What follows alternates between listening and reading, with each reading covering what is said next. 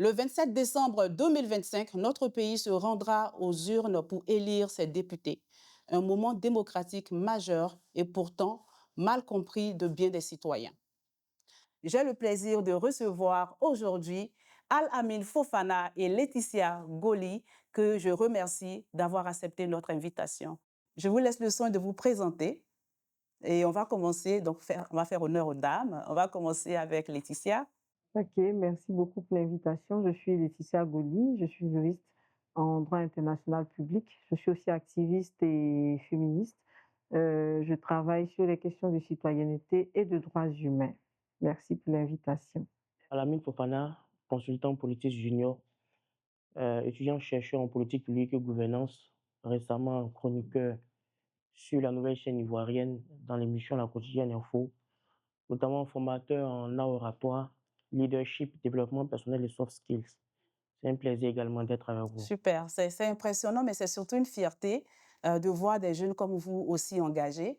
Et définitivement, cela démontre que vous serez ou vous êtes déjà des sources d'inspiration pour la génération future. Alors, avant d'embarquer, moi, j'ai une question très, très simple pour vous et c'est la suivante. Donc, en quelques mots, comment expliqueriez-vous à un citoyen lambda le rôle fondamental d'un député? Alors, tout simplement, le député est le représentant du peuple. Si je devais l'expliquer à quelqu'un lambda, comme vous dites, c'est de dire que tous les Ivoiriens ne peuvent pas aller défendre leurs intérêts à l'Assemblée nationale ou au niveau de l'État. Il faut justement désigner des personnes qui vont le faire, qui vont parler pour eux, qui vont aussi permettre d'avoir un certain nombre de lois dans le sens de défendre leurs intérêts. Et ces députés-là contrôlent l'action du gouvernement, puisqu'ils doivent rendre compte aux populations qui les ont votés. Donc, tout simplement, représentation du peuple, voter des lois, permettre à l'État de fonctionner avec l'impôt et contrôler l'action du gouvernement. Ah. Est-ce que vous voulez rajouter quelque chose à la mine? Oui, c'est ça en substance. On aurait été 250 Ivoiriens en Côte d'Ivoire, nous tous. On allait être députés d'office, puisque la démocratie, c'est le pouvoir au peuple. Donc, on explique simplement à ces personnes-là que c'est justement parce qu'on a 32 800 000 habitants, parmi lesquels on a environ 25 millions d'Ivoiriens, qu'on est obligé de pouvoir désigner des personnes pour partir nous représenter. Maintenant, nous représenter à faire quoi? La Côte d'Ivoire, c'est un pays démocratique. La démocratie, la République fonctionne avec des lois, avec des règles. Voilà, donc pour pouvoir payer les fonctionnaires, payer les enseignants, payer les médecins, il faut un budget. Donc, il faut des personnes qui vont partir voter le budget. Donc, pour savoir, cette année-là, voici l'argent qui est à disposition de la République de Côte d'Ivoire pour fonctionner. Et cet argent-là, on doit pouvoir discuter. On oriente combien dans l'éducation, on oriente combien dans la santé. C'est un des rôles des députés. Deuxièmement, aussi, de pouvoir voter simplement les lois. Voilà, donc qu'est-ce qui est permis, qu'est-ce qui n'est pas permis, comment telle chose doit fonctionner. Il faut aussi des personnes pour représenter et puis aussi porter les aspirations du peuple de Côte d'Ivoire. Donc, par rapport à des grondes populaires, par rapport à des difficultés que les Ivoiriens vivent, le député doit pouvoir peser à l'hémicycle pour pouvoir les représenter. Donc, en substance, c'est ça la mission d'un député. Alors, Al-Amin, cette question est pour vous. Pourquoi est-il important pour les citoyens, en particulier pour les jeunes, de s'intéresser aux élections législatives, surtout qu'il y a cette tendance qui laisse croire que les présidentielles sont beaucoup plus importantes que les législatives? C'est important dans le sens où c'est un peu même c'est un peu la sève de la démocratie. Parce que la démocratie, on dit c'est un système politique dans lequel le pouvoir appartient au peuple. Donc, la manifestation de l'appartenance du pouvoir au peuple, là, c'est le parlementaire. Donc, c'est ceux-là maintenant qui vont venir observer. D'abord, c'est un contre-pouvoir parce qu'ils vont contrôler l'action gouvernementale, ils vont évaluer les politiques publiques et puis tout simplement, ils vont voter les lois qui sont en conformité avec les us, coutumes et traditions de la Côte d'Ivoire. Par exemple, aujourd'hui, la seule raison pour laquelle l'homosexualité puisse être permise en Côte d'Ivoire, c'est par l'Assemblée nationale. Donc la manifestation de notre identité culturelle, la manifestation de nos problèmes, la manifestation de nos aspirations, là, c'est à l'Assemblée nationale. Maintenant, dans la réalité concrète, moi j'aime faire des illustrations. Et je vais par exemple prendre un cas que je maîtrise plus ou moins, le domaine au port de pêche. L'État a pris une initiative pour, soi-disant, pour encourager les producteurs locaux, voilà, les produits congelés, que ce soit tout ce qui est comme dérivé de produits congelés, cuisses de poulet, ailes de poulet, autres, ça rentre plus en Côte d'Ivoire. Mais bon, pour des personnes qui sont dans le domaine là, c'est compliqué parce que finalement, on se ravitaille de manière clandestine. Ça veut dire aujourd'hui là, pour faire rentrer cuisses de poulet en Côte d'Ivoire, c'est comme drogue. Pourtant, on sait pertinemment que la production locale là, ça peut même pas suffire Yopougon. À plus forte raison, la Côte d'Ivoire. Donc, quand on empêche de faire venir, par exemple, ces compléments alimentaires-là d'autres pays, comment les gens arrivent à manger? Donc, naturellement, ça va créer de l'inflation. Et puis, même ce qu'on arrive à voir, ce n'est pas forcément de bonne qualité. Et puis, ce n'est pas accessible à toutes les bourses. Donc, il faut les députés pour pouvoir partir voter les lois. C'est comme ceux qui sont dans le domaine du véhicule. Il y a une initiative qui a dit maintenant, les voitures de moins de 5 ans rentrent plus en Côte d'Ivoire. Ceux qui sont dans le domaine, ils ont senti ça. Donc, chacun à son niveau, peu importe ton domaine là, il y a forcément un cadre juridique que s'il n'est pas suivi, c'est pénible pour toi, tu t'en sors pas, quoi. Donc, se désintéresser des législatives, c'est se désintéresser de ton domaine d'activité, parce que ton domaine d'activité sera sans protection, et puis tu vas subir le coup de la loi. Aussi simple que ça. Souvent même, il y a des lois qui existent, mais qui tombent en désuétude, ou c'est pas appliqué en fait. Donc, il faut encore les députés, en fonction de lui que tu estimes capable, pour venir dire que voici ce que la loi dit, donc normalement ça ne se fait pas. Il faut faire de telle manière ou de telle manière. En ce sens-là, c'est une élection qui est très importante parce que c'est la sève même de la démocratie, quoi. Tout à fait. Surtout qu'on a beaucoup de jeunes aujourd'hui entrepreneurs et dans divers domaines. Et donc, si on ne s'intéresse pas aux législatives, clairement, on est en train de délaisser notre domaine d'exercice. Alors, ma question pour vous, Laetitia, quelle est donc la différence qu'on fait entre le député, le maire et le ministre? En vrai, on veut savoir c'est quoi leur champ d'action. Où est-ce que l'action du député débute? Où est-ce que celui du maire commence? Et puis, où est-ce qu'on établit le champ d'action du ministre? C'est une très bonne question puisqu'on a tendance justement à confondre le rôle de ces trois personnalités ou des personnalités en général, tous et toutes étant dans la sphère publique.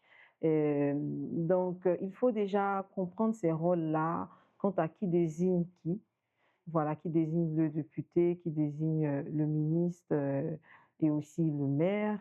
Quel est leur champ d'action, leurs compétences territoriales, leur rôle et pouvoir. Prenons le député est élu. Voilà, c'est un élu de la nation, il est élu et on l'a dit, son rôle est de voter la loi, de consentir l'impôt, de contrôler l'action du gouvernement et son pouvoir justement, outre le fait de contrôler l'action du gouvernement, il a un mandat national. On a tendance à ne pas forcément l'avoir en tête. Le député, quoi qu'il soit élu par une circonscription, donc on parle de député de Cocody, de Yopougon, ne représente pas systématiquement les intérêts de Cocody. Il va représenter tous les Ivoiriens parce qu'il est le représentant de la population et il détient, comme il a dit, l'essence de la démocratie.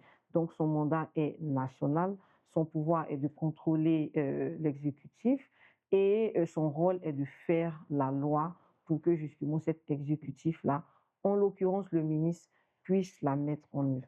Donc, si on va vers le ministre, il est désigné par nomination. Voilà, c'est un représentant du pouvoir exécutif, puisque nous avons trois pouvoirs, désigné et nommé. Son rôle est de mettre en œuvre la loi qui a été votée au préalable par le pouvoir législatif, notamment le député, et son pouvoir justement est de prendre des décrets dans un système d'exécution. Donc lui, il va mettre en œuvre cette loi-là pour le bonheur, on va dire, ou pour le bien-être des populations ivoiriennes. Lui, on va dire, sa hiérarchie, ce sera le président de la République, le Premier ministre, etc. Et enfin, le maire, bon, est-ce qu'aujourd'hui nous sommes arrivés à une décentralisation je vais quand même garder le maire comme représentant local du pouvoir exécutif et agent de proximité. Donc, lui, son champ d'action, c'est vraiment la commune, c'est vraiment la zone et la circonscription dans laquelle il est élu, au contraire du député. C'est un agent de développement local. Et c'est en cela que c'est le maire, par exemple, qui va gérer le quotidien d'une commune. C'est lui qui va désengorger des ordures, qui va prendre des mesures municipales contre la pollution sonore, etc., etc. Et c'est lui qui est plus habilité, par exemple, à faire une route qu'un député. Et lui va être le bras euh, local de l'exécutif. Donc, si je veux résumer, le député élu par la population va représenter tous les Ivoiriens, voter la loi. Le ministre va représenter l'exécutif, il est désigné en ce sens, et le maire, lui, n'est pas élu par les citoyens, mais il est élu par le conseil municipal. On parle de suffrage indirect. Et souvent, on ne voit pas forcément la nuance. Donc, lorsqu'on a des élections municipales, on vote un conseil municipal et ce conseil municipal, à son tour, va élire son maire. Donc, c'est un peu ça les différences. La Côte d'Ivoire dispose d'un parlement bicaméral, c'est-à-dire que le pouvoir législatif est géré par deux instances distinctes. Et donc, dans notre cas, nous avons le Sénat et l'Assemblée nationale. Et c'est clair que cela aussi peut prêter à confusion. Quel est le rôle du Sénat? Quel est le rôle de l'Assemblée nationale? Est-ce qu'on peut clarifier sur ces deux instances? Alamine? Depuis 2016, on est passé à un système bicaméral, donc bicaméral du latin bi, et caméral bi, deux, caméral chambre, donc deux chambres. On a la chambre basse qui est manifestée par l'Assemblée nationale et puis la chambre haute qui est manifestée par le Sénat. Historiquement, ça, si ça source en Angleterre, non. La couronne et puis le bas peuple. Ils ont sensiblement les mêmes fonctions, mais il y a des différences. D'abord, en matière d'élection, en ce qui concerne l'élection des députés, c'est un suffrage direct. Voilà, les députés sont élus par le peuple de Côte d'Ivoire. Pourtant, les sénateurs sont élus par les grands électeurs. Donc, c'est la somme des conseillers municipaux, des conseillers régionaux et puis aussi des députés. Voilà, donc il y a un collège de grands électeurs pour l'élection des sénateurs, contrairement à l'élection des députés. Autre chose, c'est que le président de la République, conformément à la loi, nomme 33% des sénateurs. Donc, il nomme un tiers des sénateurs. En Côte d'Ivoire, il pense à la 99 sénateurs. Donc, il nomme 33 sénateurs parmi les 99. Contrairement à l'Assemblée nationale, il n'a pas vocation, il n'a pas le pouvoir de nommer. Ils sont directement élus. En ce qui concerne les missions, comme j'ai dit, ils font sensiblement pareil, mais la spécificité du Sénat, c'est que le Sénat se charge des collectivités territoriales et puis des Ivoiriens à l'extérieur. Les collectivités territoriales, les communes, les mairies, voilà, donc c'est généralement des entités morales. Et puis les Ivoiriens à l'extérieur, contrairement aux députés qui gèrent un peu les Ivoiriens, voilà, donc sur le plan national, sur le plan national. Et puis, ils concentrent aussi l'impôt les sénateurs. Mais généralement, en matière de divergence, l'Assemblée nationale a la primauté sur le Sénat. D'où, dans la démocratie, il y a toujours des débats sur la nécessité de l'institution. Voilà, donc ils font sensiblement pareil. Ils évaluent aussi les politiques publiques, les actions gouvernementales, mais ils sont spécifiés sur les collectivités territoriales et puis les Ivoiriens de l'extérieur. Voilà, c'est un peu ça la différence entre les sénateurs et puis. Selon vous, comment est-ce qu'un jeune ou une femme, et je pense que je vais adresser cette question à Laetitia, comment une femme ou un jeune pourrait réellement s'impliquer dans la vie parlementaire? Qu'est-ce qui nous intéresserait, nous, en tant que femmes et en tant que jeunes? Si je pars sur la question des femmes et sur des problématiques féminines, on irait probablement sur la protection des droits humains, sur la valorisation, la représentativité, qui vont toujours découler du légal, de la loi et de ce que la loi aujourd'hui permet aux femmes de faire, ne permet pas de faire, parce que jusqu'à une certaine période, il y avait des lois qui ne permettaient pas encore aux femmes d'accéder à certaines fonctions. Donc, des inégalités peuvent se trouver au niveau même des lois. Une loi peut être là et être injuste, mais à partir du moment où elle est votée, à partir du moment où elle fait partie de notre corpus juridique, elle doit s'appliquer, elle doit prendre effet. Donc, c'est justement pouvoir déterminer une préoccupation citoyenne en tant que femmes et jeunes, si nous sommes société civile, les transmettre à ces élus-là, essayer en tout cas de faire une co-construction législative avec eux. Cela va aussi de leur responsabilité, donc de s'approcher des personnes qui vont participer à la vie citoyenne, de comprendre leurs motivations, leurs intérêts et d'établir une feuille de route ensemble. Qu'est-ce qu'on peut faire aussi en tant que femme et en tant que jeune? C'est de contrôler même la cohérence des mandats. Est-ce que ce député qui avait dit qu'une fois élu, il allait trouver des moyens en tout cas des mécanismes de financement pour l'accès à l'éducation des femmes, euh, est- peut le faire. Voilà. Ou est-ce que dans son mandat, après 5 ans, il a véritablement fait? Donc, c'est évaluer aussi le passé de ces élus-là. Participer à certaines sessions parlementaires lorsque justement on est habilité à le faire puisque l'Assemblée nationale ouvre des sessions plénières. Donc ce serait bien en tant que femme et en tant que jeune d'avoir cet agenda législatif, de savoir qu'est-ce qui sera voté, notamment pour faire des plaidoyers, etc. Mais aussi pour contrôler effectivement est-ce que tel député voilà, que j'ai voté ou pas était présent lors du vote de la loi. Je pense que l'Assemblée nationale, au niveau du secrétariat, permet de voir les absences, les présences, donc l'assiduité de ces parlementaires-là au niveau euh, de leur chambre. Est-ce qu'ils sont là? Est-ce qu'ils sont absents? Et enfin, pour moi, c'est vraiment de s'impliquer, même en tant à la fois élu, mais aussi électeur ou électrice. Parce que si en tant que femme et en tant que jeune, justement, on veut pouvoir représenter la population de Côte d'Ivoire et notamment nos intérêts, il faut rentrer dans l'arène politique et pourquoi pas devenir soi-même député. Très bien dit. Super. Je vais me tourner vers vous, Alamine. Et donc, pour ces jeunes en question, hormis les éléments que Laetitia a mentionnés ici, quels sont d'autres mécanismes qu'on pourrait mettre en place pour créer ce lien de confiance entre le jeune et le député qui a été donc voté? Non, il doit travailler, il doit respecter le contrat social. Tu as été élu sur la base de quelque chose. Donc, si tu mènes les actions pour lesquelles tu as été élu, c'est sûr que la promptitude des gens à te renouveler encore la confiance va augmenter. Mais les députés, par exemple, ils sont élus une fois, après ils disparaissent. Et puis 2 mois avant les élections, ils rêvent que Dieu les a annoncé dans le rêve que c'est eux qui doivent être députés encore. Et ils vont venir encore. Les populations ne sont pas dupes. Et si vous remarquez bien, l'une des plus grandes forces en matière de mouvance politique lors des conquêtes législatives, c'est les indépendants. Si vous prenez après le parti au pouvoir et puis le PDCI, c'est les indépendants qui sont là. Parce qu'il y a ces indépendants-là, des cadres, des entrepreneurs, des opérateurs économiques, qui n'ont pas des chapelles politiques, mais qui sont proches des populations, qui souvent même font plus le travail de député qu'un député. Ils n'ont juste pas le privilège de pouvoir siéger à l'Assemblée nationale. Donc c'est une double responsabilité. La responsabilité pour l'élu de pouvoir faire ces 4 missions, la mission de représentation, la mission de contrôle, la mission institutionnelle, la mission de défense aussi, et puis de faire les restitutions parlementaires. Donc on est parti à l'Assemblée nationale après telle session, voici les lois qui ont été votées, voici les lois qui ont été amendées.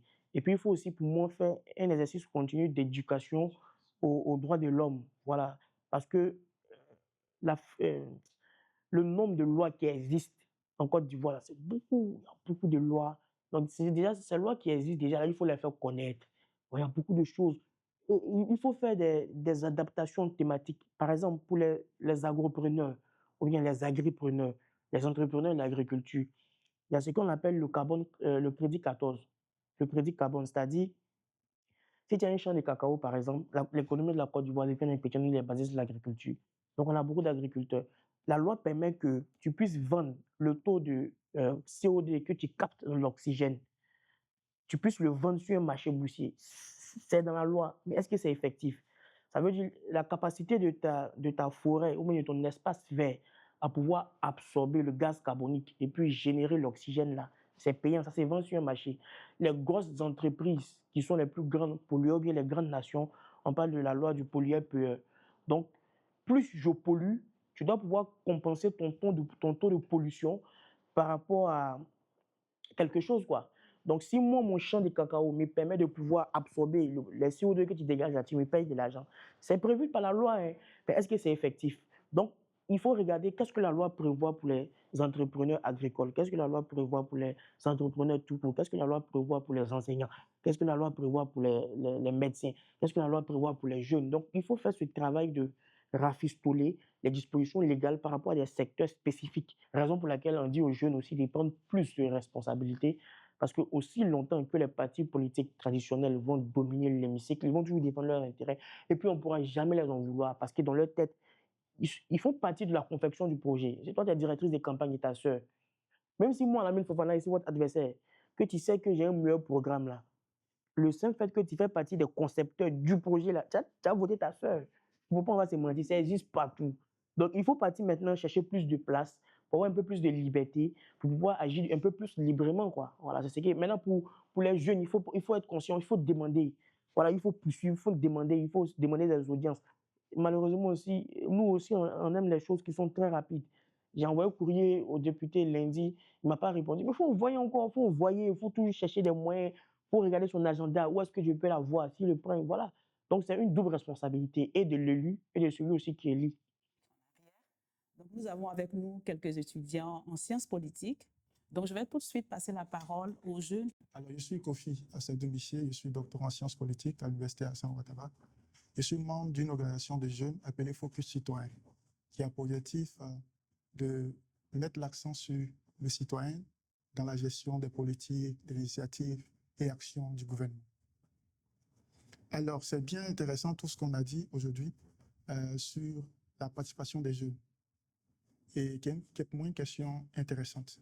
Mais j'aimerais qu'on considère l'espace politique comme un système, et surtout la question des élections en Côte d'Ivoire. Il y a les partis politiques pour le pouvoir, les partis politiques indépendants, il y a aussi l'opposition. Et tous ces partis politiques-là et ces acteurs qui veulent conquérir le pouvoir, au-delà de la conquête, ont pour objectif de se maintenir au pouvoir. Et tous ces enjeux-là structurent les élections, les différentes élections qui ont lieu en Côte d'Ivoire, et principalement ce qui concerne ici les discussions des législatives. Alors, ma question est la suivante. Comment est-ce que les jeunes vont se faire entendre dans cet espace où, au-delà du rôle du député, il y a aussi les enjeux politiques derrière de ces députés-là qui, c'est vrai, ils ont peut-être vocation à être neutres dans leurs actions, dans leur rôle, mais n'ignorons pas l'arrière-plan, le background de ces députés-là, le background politique, qui est le fait qu'ils sont alliés à des partis politiques. Donc, ces questions d'intérêt partagées ou les questions d'intérêt politique et personnel sont mélangées. Et les jeunes qui constituent la majeure partie de la population ivoirienne, comment ces derniers se font entendre? Quels sont les canaux? Du coup, et c'est la même question qui continue, est-ce qu'il ne faudrait pas penser à des réformes institutionnelles et même législatives, des lois, pour que ces jeunes-là soient vraiment pris en compte? On parle des 30% dans les questions législatives des femmes. Comment est-ce que les femmes peuvent être députées à 30%? C'est intéressant. Mais comment aussi les jeunes vont être élus? La question d'âge à 25 ans, c'est très intéressant. Mais combien de jeunes aujourd'hui sont députés? Combien de jeunes qui ont 25 ans ou plus sont députés? Donc, j'aimerais vraiment qu'on évoque ces pistes de solutions pour une meilleure prise en compte de ces jeunes-là, des réformes, pour qu'ils soient vraiment, ils prennent part. Parce qu'on va beau créer des associations, tout ça, mais la logique de la gestion politique en Côte d'Ivoire est telle que c'est le haut qui gère vraiment, c'est le haut qui décide vraiment, même si le bas participe. Mais vous comprenez un peu. Donc, ce sont mes questions. Donc, il ne faut pas oublier qu'il y a plusieurs types de jeunes. Il y a les jeunes qui sont engagés dans les partis politiques, il y a les jeunes qui sont dans la société civile, et puis il y a les citoyens tout simplement. Donc, un jeune qui est PDCI là, il va courir son député, il va courir son Diaoufoué, il court son Michel Gbagbo. Il est légitime de courir en Diaoufoué, en Michel Gbagbo. Le jeune qui est au RHGP là, il est légitime de courir au député RHGP. Le jeune aussi qui a voté un indépendant là, il est libre de courir en député indépendant. Maintenant, après, on fait le débat de fond. Un député qui est venu nous dire que l'homosexualité, on doit légitimer son Côte d'Ivoire. C'est là maintenant qu'on commence à faire le débat pour voir ce que ça va dans notre société ou pas. On n'a qu'à privilégier la discussion de fond. Maintenant, après, qui vous dit que la politique a vocation aussi à faire la place à la jeunesse? Même le quota des 30% des femmes, là, moi, je ne suis pas d'accord avec ça. C'est vilain même, c'est exclusif. En fait, on arrive à un niveau en Côte d'Ivoire où quand on doit faire quelque chose là, on met un peu de baoulés, on met un peu de bêtés. Ça, c'est quoi ça? Ce n'est pas une république. La politique, gestion de la cité pour assurer le bonheur des populations. Qui est le plus légitime pour assurer le bonheur des Ivoiriens? Même si c'est un nani, on le prend. Qui est capable de porter les aspirations des populations? On ne cherche pas à savoir si tu es femme. On ne cherche pas à savoir si tu es homme. On ne cherche pas à savoir si tu es chrétien, musulman ou sorcier. On cherche à savoir est-ce que tu peux. Si tu peux, quand tu remplis les conditions, on te vote. Moi, si Kouaïra de Mankono, si je dois voter le président de la République, sur la base d'une appartenance religieuse, ethnique ou de l'orientation sexuelle, on n'est plus dans une démocratie. Lorsque nous avons parlé ici de différence entre le maire, le ministre et le député, je vais plus m'axer sur le maire. Vous avez dit ici que le maire ici est le représentant de l'exécutif dans vos propos. Donc, selon l'article 172 de la Constitution, le représentant de l'exécutif dans les collectivités territoriales, c'est le préfet. Donc, je voudrais savoir sur quel article de la Constitution ou sur quelle loi vous vous êtes basé pour nous dire ici que le maire est le représentant de l'exécutif dans les collectivités territoriales. Et pour terminer, on parlait ici de législatives, des députés et autres. Donc, les députés ici, lorsqu'ils sont élus, vous avez dit qu'ils doivent faire un retour à la population qui les a élus. Donc, je voudrais savoir ici, comment ces députés-là vont faire le retour? Que proposez-vous comme action pour que ces députés puissent faire le retour à la population qui l'a mise en place ou mise à la tête? Et comment ces populations-là aussi vont pouvoir entrer en possession des informations qui se disent à l'hémicycle ou autre? Donc, c'était mes deux questions. Au niveau de la déconcentration, puisqu'on parle de la déconcentration, vous avez parlé du préfet en tant que, comme on dit, au niveau de nous les publicistes, on dit c'est le même marteau qui agit avec un manche plus court, quelque chose comme ça. Voilà, et c'est pour parler justement de la proximité locale de l'exécutif qui est menée par le préfet. Au niveau du maire, honnêtement, je ne pourrais pas dire l'article de la Constitution, mais dans la pratique aujourd'hui, la décentralisation, elle n'est pas effective. On n'a pas véritablement cette décentralisation-là qui est donnée au maire. Pourquoi? Parce que si vous partez sur la loi qui donne compétence au maire, on parle effectivement de décentralisation. Le maire est censé être aujourd'hui un élu local qui est totalement autonome, qui va même aller jusqu'à lever de fonds pour sa commune. Ça, si vous voulez, c'est la loi. Mais dans la pratique, moi, je peux vous affirmer que cette décentralisation-là, elle n'existe pas. Et on est encore dans l'exécutif qui agit au travers du maire. Et c'est pour ça que j'ai préféré. Et même quand je répondais, j'ai dit, je peux dire que le maire va exercer une fonction de décentralisation, mais dans la pratique, on est encore dans la continuité de l'exécutif au travers du maire. Donc voilà un peu la réponse que je dis. Pardon, il y a des précisions à faire. En fait, la question, il essayait de savoir, elle a rattrapé après. Elle avait dit le maire, c'est le représentant de l'exécutif dans les localités. C'est ce qu'il a dit. J'avais dit Voilà. que je ne vais pas dire qu'il a la décentralisation parce que c'est pas effectif. Voilà. Maintenant, après, elle a dit, après, il n'est pas le représentant de l'exécutif, mais c'est le démembrement de l'exécutif. Tu vois, voilà, naturellement, c'est le démembrement de l'exécutif. Maintenant, pour la question du débat de la décentralisation, voilà, moi, je pose une rupture. Il y a décentralisation en Côte d'Ivoire. Voilà. Maintenant, est-ce que... Non, parce que si on veut faire un débat, ça sera... On peut améliorer le principe de la décentralisation. Le pouvoir central délègue une partie de ses pouvoirs à des autorités élues qui exercent sur le territoire où ils ont été élus. C'est effectif. La Côte d'Ivoire a des communes, la Côte d'Ivoire a des mairies. Voilà, il y a les maires. Une fois qu'il y a maire en Côte d'Ivoire, il y a décentralisation. Une fois qu'il y a conseil régional en Côte d'Ivoire, il y a décentralisation. Maintenant, après, la problématique de la décentralisation, nous, c'est un peu notre domaine, politique publique et gouvernance. C'est les questions des financements, voilà, c'est un peu compliqué et tout ça. Mais sinon, non, dans le principe, ça fonctionne. Hein. Le principe de la décentralisation, hein, les maires, on n'est pas dans un État fédéral. Hein. Voilà, parce que qui finance les mairies? C'est l'État central. Donc, on a... J'arrive. Quand les maires collectent les taxes, là, on a qu'à rester sur la loi. On va parler de nos idées.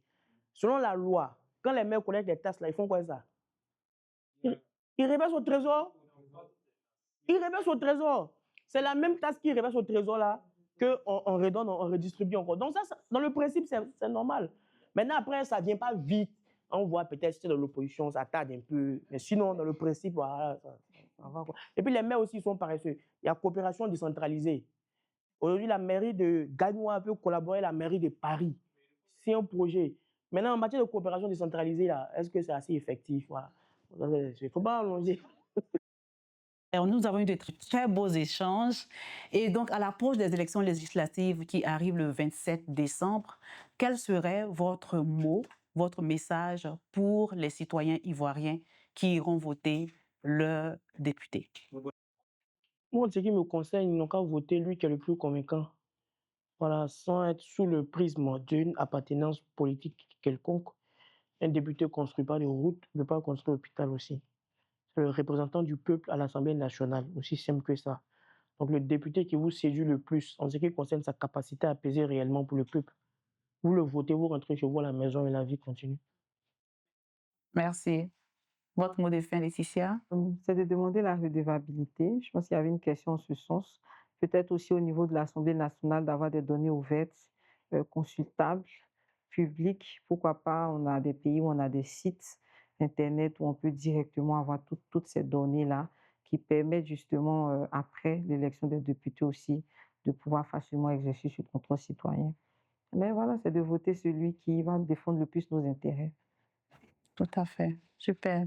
Merci beaucoup et merci à tous d'avoir suivi ce numéro de ICA Podcast.